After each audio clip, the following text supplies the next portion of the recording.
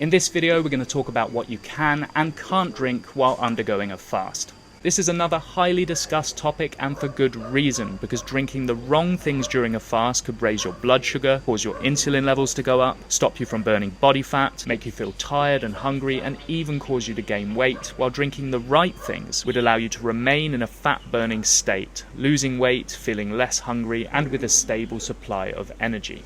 Now, when it comes to what you can and can't drink, the most important factor is the calorie. Drinks like milk, sugary drinks, soda, fruit juice are really just food in disguise because they contain calories, which puts you in a fat storage state and prevents you from burning your stored body fat for energy. Water, on the other hand, is something that we definitely can and should consume because it contains no calories and therefore doesn't even register as food. So rule number one is nothing that contains calories.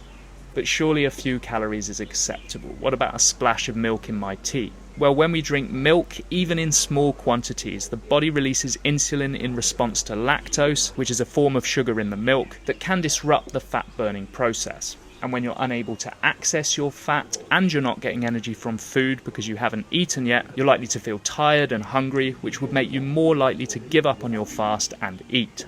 So remember, something as innocent as a splash of milk in your tea could be disrupting your entire fasting plan. But what about black coffee and tea? Well, coffee does actually contain some energy, depending on where you look, between 2 to 5 calories per cup. Tea at around 1 calorie per cup has even less, but both are pretty insignificant numbers given that the average human requires around 2,500 calories per day. This means that black coffee and tea barely influence blood sugar and insulin and are fine to consume when fasting. In fact, drinking tea or coffee in the morning may even help you to get into a fat-burning state more quickly, as caffeine actually stimulates the fat tissue to release free fatty acids into the bloodstream, which can then be used to produce energy. So black coffee and tea are okay. And in general, other teas and infusions are too. So green tea, peppermint, chamomile, jasmine, Darjeeling, all these are fine. But be careful with fruit-flavoured teas because fruit contains fructose, which is a sugar, and when teas are infused with fruit, some of that sugar can end up in the liquid, which would of course raise your blood sugar and spike your insulin.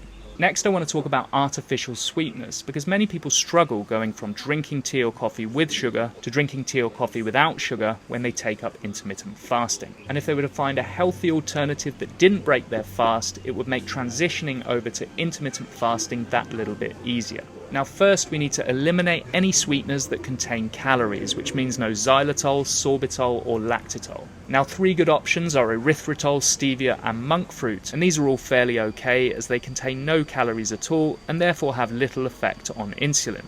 I would personally recommend erythritol as the taste is similar to that of real sugar and there's no aftertaste unlike stevia and monkfruit.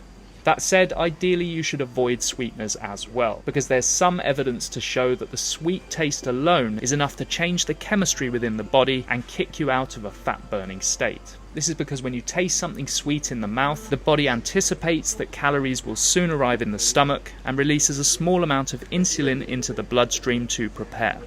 So avoid sweeteners if possible, but if you really must, go for a 0-calorie sweetener like erythritol.